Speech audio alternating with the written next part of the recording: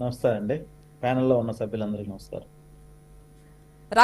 రాఘవేంద్ర గారు, ఆ, అంటే మీకు రైవలరీగా ఉన్న ఒక కాంగ్రెస్ పార్టీని మీరు కలుపుకొని పోతారా? ఈ ప్రత్యేక హోదా బెనిఫిట్స్ ఏదైతే ఉన్నాయో దానికి సంబంధించి షర్మిల అందరినీ కలుపుకొని పోతామంటున్నారు కదా. మీకు లేఖలు కూడా వచ్చాయి కదా, ఆల్రెడీ చంద్రబాబు నాయుడుకి వచ్చింది కదా.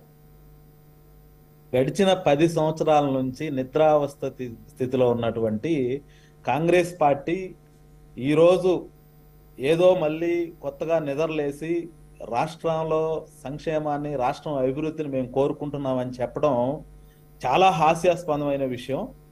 ఎందుకంటే గడిచిన 10 సంవత్సరాల్లో అంటే ఆంధ్రప్రదేశ్ రాష్ట్రం విడిపోయేటప్పటికి ఆంధ్రప్రదేశ్ రాష్ట్రం 16,000 కోట్ల రూపాయల లోటు బడ్జెట్లో ఉన్నప్పటికి కూడా ఆనాటి ముఖ్యమంత్రి వర్యులు మా జాతీయ పార్టీ అధ్యక్షులు నారా చంద్రబాబు నాయుడు గారు ఆంధ్రప్రదేశ్ రాష్ట్రం యొక్క సంక్షేమాన్ని, ఆంధ్ర రాష్ట్ర ప్రజల యొక్క అభివృద్ధిని దృష్టిలో పెట్టుకొని ఆంధ్రప్రదేశ్ రాష్ట్రం లోటు బడ్జెట్లో ఉన్నప్పటికి కూడా ఏ అంటే అమరావతి, పి అంటే పోలవరం అనే నినాదంతో ఈ రెండింటిని కూడా ఆంధ్రప్రదేశ్ రాష్ట్రానికి 2 కళ్ళుగా చేసుకొని ఆంధ్రప్రదేశ్ రాష్ట్ర అభివృద్ధిని, పరిపాలన సాగించినటువంటి పరిస్థితి.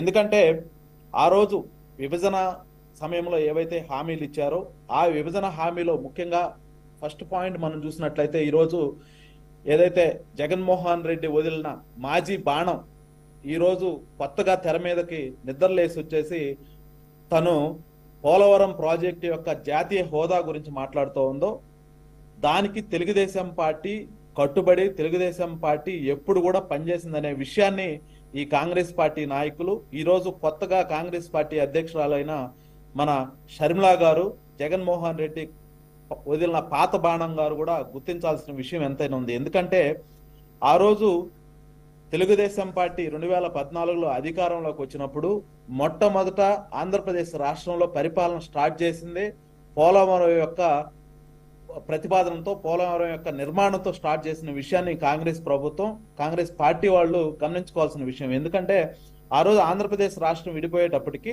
7 మండలాలు ఏవైతే ఉన్నాయో ఆ 7 మండలాలు ముంపు ప్రాంతంలో ఉండే మండలాలని మనకు కలపకుండా ఉన్నప్పుడు తెలంగాణ వాళ్ళతో మాట్లాడుకొని ఆ రోజు కేంద్ర ప్రభుత్వం వాళ్ళ యొక్క సపోర్ట్ తోటి 7 మండలాలను కూడా ఏదైతే ఆంధ్రప్రదేశ్ రాష్ట్రంలో కలుపుకొని ఆ రోజు నారా చంద్రబాబు నాయుడు గారు ప్రమాణ స్వీకారం చేసినటువంటి పరిస్థితిని వీళ్ళు గమనించాలి. ఎందుకంటే 2014, 2019 మధ్యలో ఆంధ్రప్రదేశ్ రాష్ట్రంలో పోలవరం ప్రాజెక్టు 72% పూర్తయింది.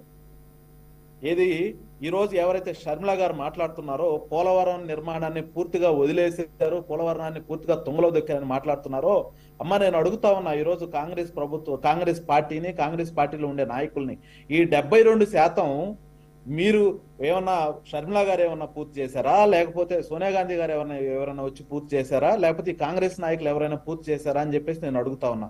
ఎందుకంటే ఈ పోలవరం నిర్మాణం విషయంలో చంద్రబాబు నాయుడు గారిని కానివ్వండి, తెలుగుదేశం పార్టీని కానివ్వండి అనే నైతిక బాధ్యత ఏ ఒక్క వ్యక్తికి కానీ, ఏ ఒక్క రాజకీయ పార్టీకి కానీ లేనటువంటి పరిస్థితి. అయితే వైసీపీ అంటోంది కదండి రాఘవేంద్ర గారు, వైసీపీ అంటోంది పోలవరానికి సంబంధించి చంద్రబాబు నాయుడు చేసింది ఏమీ లేదు, ఇప్పుడు మేం చేసాము, కావాలంటే మేం తీసుకెళ్లి చూపిస్తాం. అప్పట్లో ఆయన ఉచిత బస్సులు వేసి తీసుకువెళ్తా ఉన్నారు కదా, అది కాదు ఇప్పుడు నిజంగా మేము గ్రాఫిక్స్ చూపించాం, నిజం చూపిస్తాం, రండి తీసుకెళ్తా అంటున్నారు. దాని గురించే చెప్తున్నామ్మా.